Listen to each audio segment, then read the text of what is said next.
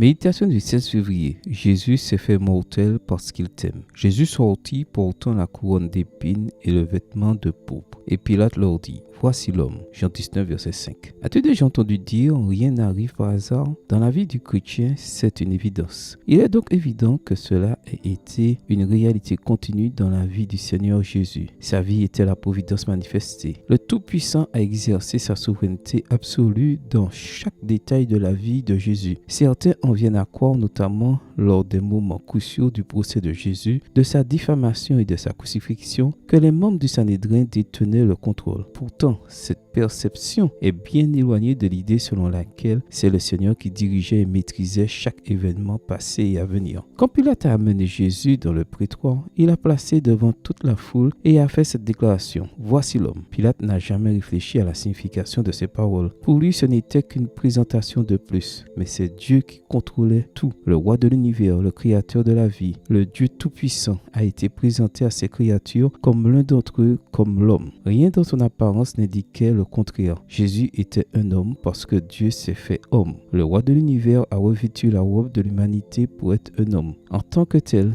il a souffert de la faim, de la soif et de la fatigue, de la douleur, du chagrin et de l'épuisement. Il a ressenti tout ce dont la chair peut souffrir parce qu'il était un être humain. La Bible le répète sans cesse, car Dieu a tant aimé le monde, Jean 3, verset 16. Pour nous, c'est bien un tel grand prêtre qui convenait, saint, innocent, sans souillure, séparé des pécheurs. Hébreux 7, verset 26. Comme le dit l'apôtre Paul, Dieu a quitté sa divinité et s'est vidé de lui-même en prenant la forme d'un serviteur. En tant qu'être humain, Jésus a sauvé l'être humain. Il est venu sauver ce qui était perdu. Là où Adam avait échoué, Jésus a triomphé. Jésus a pris ta place d'être humain pour vaincre le péché afin que tu aies la garantie d'être sauvé pour toujours. Pilate n'a pas médité sur la portée de ces paroles, mais il a fait la déclaration la plus extraordinaire de sa vie. Devant l'humanité et l'univers, le plan de salut de Dieu lui-même fait chair. Cet homme reviendra et apportera ses marques de souffrance, mais pour toi et moi, il s'agira des marques du salut, des marques de la délivrance, des marques qui témoignent que Jésus s'est fait mortel par amour pour tous. Ton frère aîné, l'homme Dieu, a tout risqué pour une raison simple.